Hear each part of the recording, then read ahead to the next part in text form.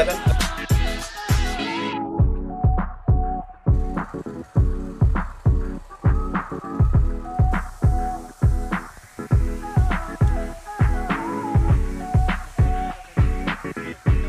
Nah, informasi dulu krisan yang bedugul tidak bagus gitu.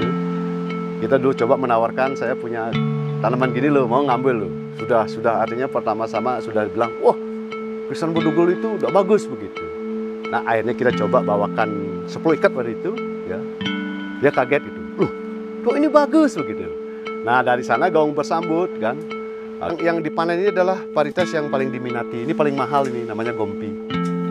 Itu biasanya per tangkai kalau Proles menjual bisa 5.000 sampai 6.000 per tangkainya. Mungkin bentuk bunganya yang bulat besar kan, salah satunya. Kemudian varian warnanya, kan bukan ini aja warnanya. Kemudian ada yang oranye juga, ya. Ada yang krim salah satunya.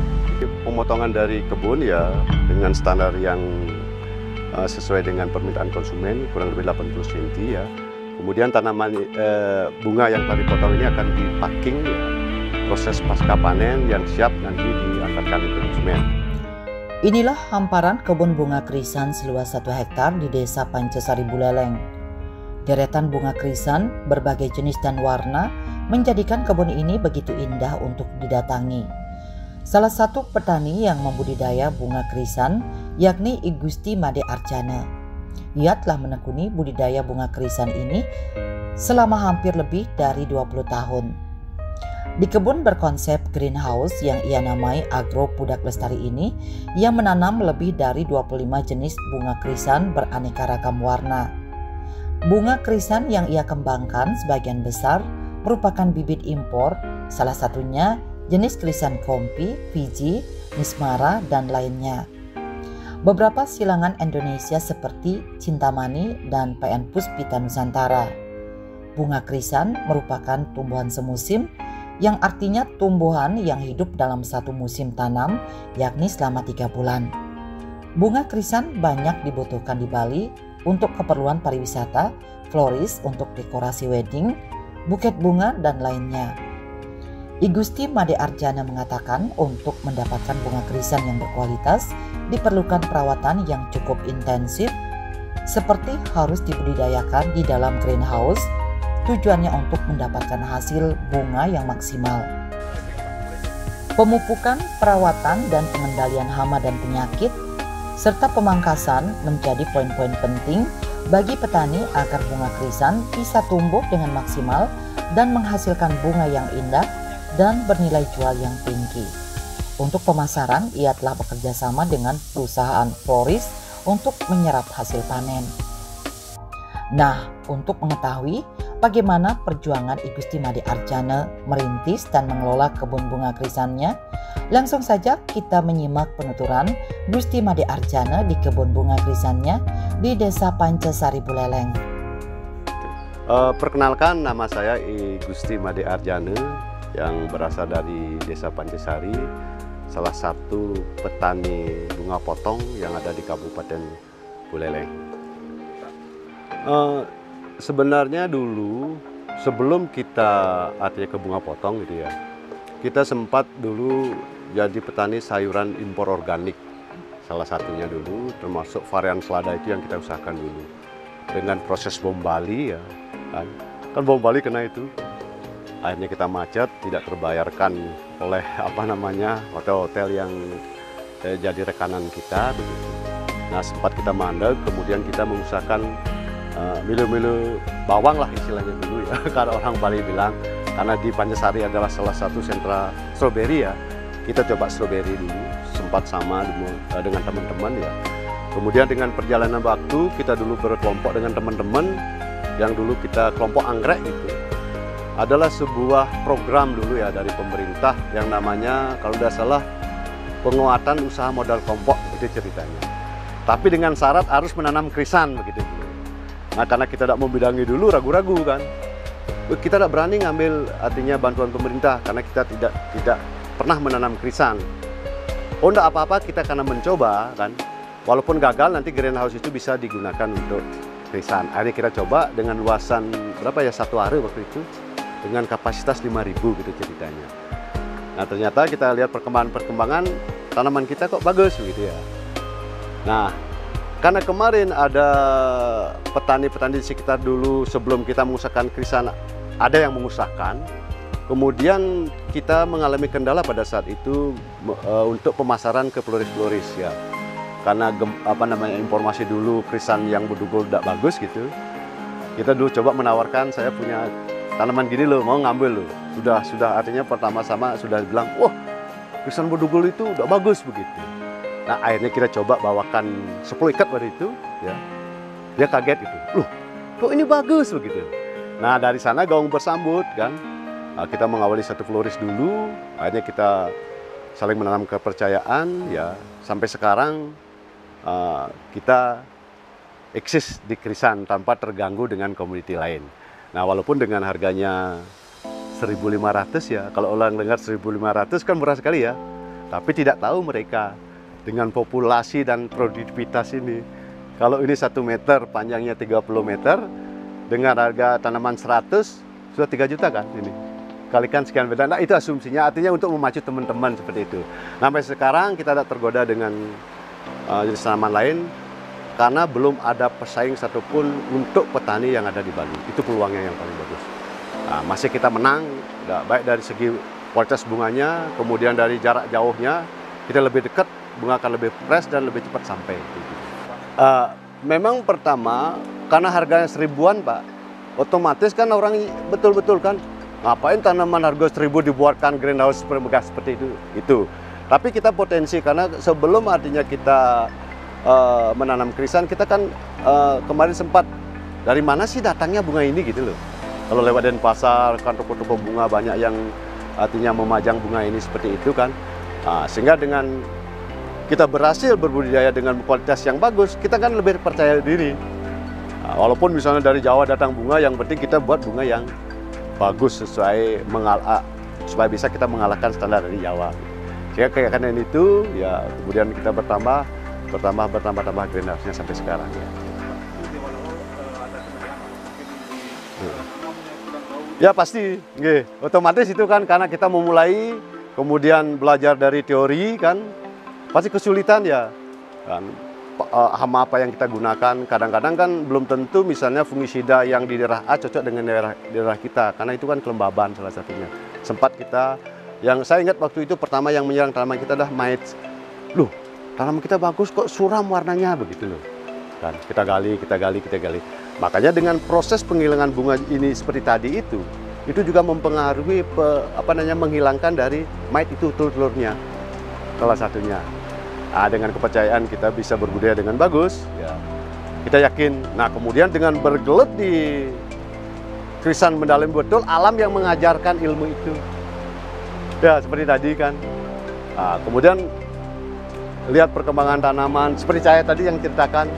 Kalau ilmunya harus diberikan cahaya dalam 1,5 bulan kan, ternyata di alam itu ada beberapa varietas yang tidak 1,5 bulan kita berikan udah nyala. Kan alam memberikan ilmu kita, kita matikan, itu salah satu. Kemudian teknik jarak tanam juga kita belajar itu karena rapat kan. Kalau tanaman-tanaman yang rentan kena karat daun ini, mungkin kita berikan jarak tanam yang lebih lebar, itu salah satu contoh. Di awal-awal itu ada nggak ini ya? Untuk sementara karena tanahnya baru tidak ada, karena tanahnya baru semua. Nah kalau sekarang karena kita tanamnya dalam jangka lama ini hampir mungkin 20 tahunan lebih kan ya. Nah itu kita penanganan dari tanah itu harus bagus, betul-betul bagus itu. Kalau dulu aman, lancar-lancar aja, terus tidak ada kendala gitu. Nah yang kendala dulu memang bibit kita salah satunya, karena kita tergantungan dari luar, itu permasalahan kita.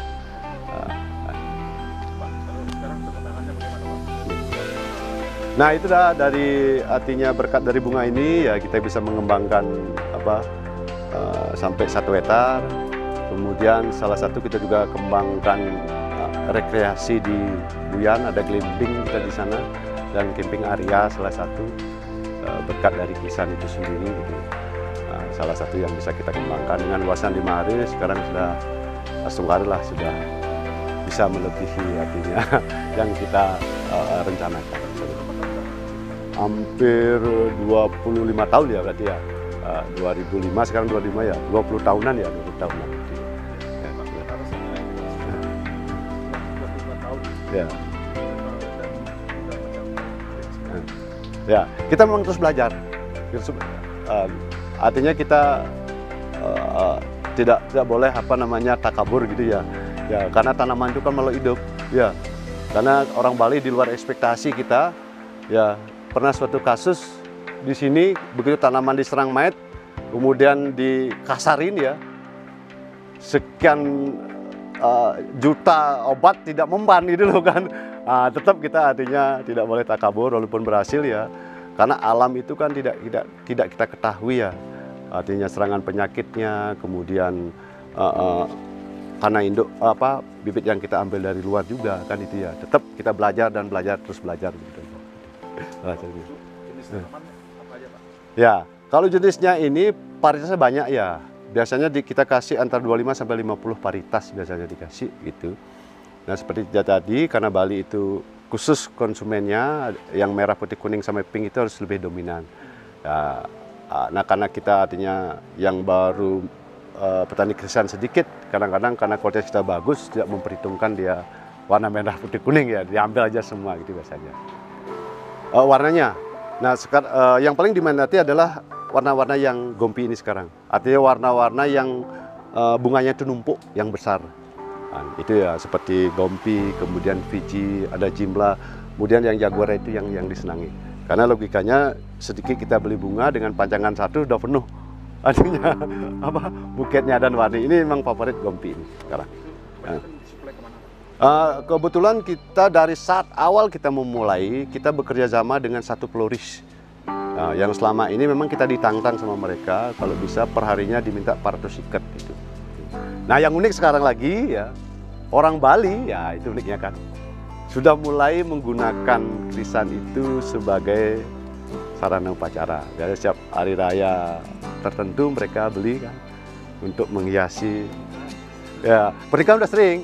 Nah, biasanya kalau ada lomba gebogan begitu Pak, ini dipakai sekarang. Ya mungkin kalau dulu nggak berani dia beli, sekarang udah mulai. Nah kemarin Saraswati itu ada lomba gebogan dari siswa-siswa itu sampai daerah Petang. Dan pas aku kesini Pak, saya kaget ya kemarin. Tuh, kalau hari raya itu sudah mulai kan. Nah kan ada peluang jadinya kita ya, salah satunya. Iya sekarang udah mulai gitu kan, itu salah satunya. Kembangkan untuk ini juga Pak.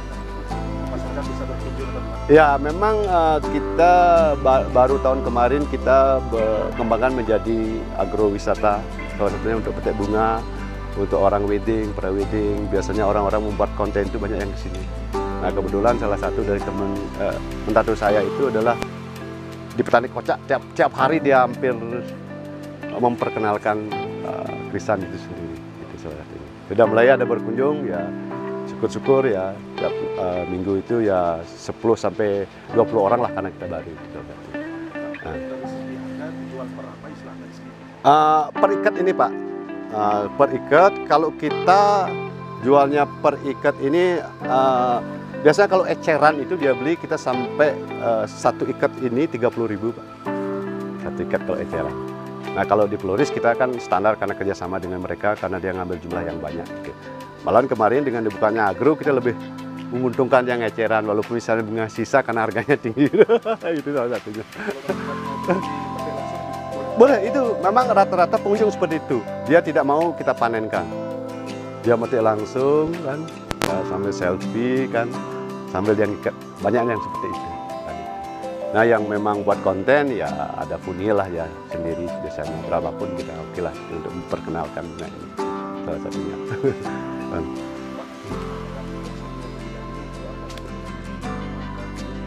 Ya kita support kok, kita support artinya kalau dia mau kan tetap artinya kita berbagi ya, berbagi artinya potensi yang bisa kita kembangkan.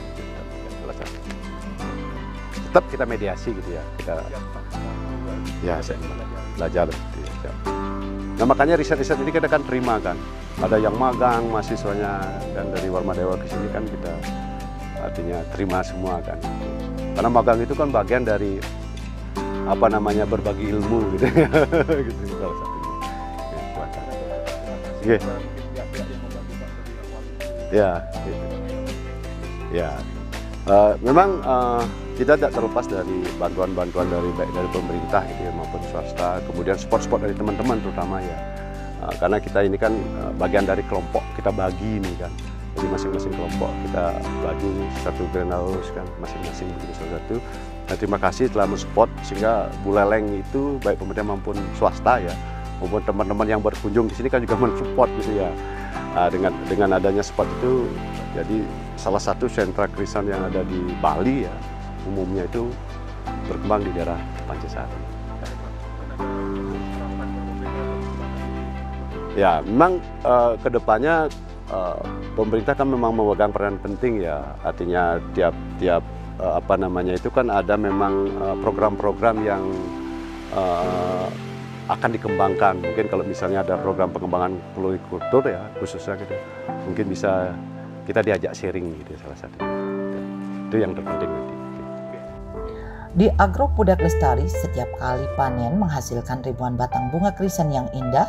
Bunga-bunga tersebut telah dipacking sedemikian rupa untuk kemudian diserahkan kepada supplier dan pasar. Indahnya kebun bunga krisan ini juga menjadi magnet bagi masyarakat untuk berkunjung. Kebun bunga krisan Gusti Made Arjana kini telah berkembang menjadi agrowisata di mana pembeli bisa datang untuk berfoto, membuat konten di sosial media, dan memetik langsung bunga krisan yang diidolakan. Tingginya permintaan pasar akan bunga krisan di Bali merupakan peluang yang belum banyak dilirik oleh petani di Bali. Gusti Made Arjana menyatakan siap membina petani yang ingin belajar membudidayakan bunga krisan. Di episode selanjutnya kita akan membahas bagaimana teknik budidaya bunga krisan secara lebih mendetail. Mulai dari pengolahan lahan, pembibitan, pemupukan, penanganan hama dan penyakit, panen, dan pasca panen. Tunggu episode selanjutnya setiap hari Jumat pukul 16.30 WITA di Bali TV.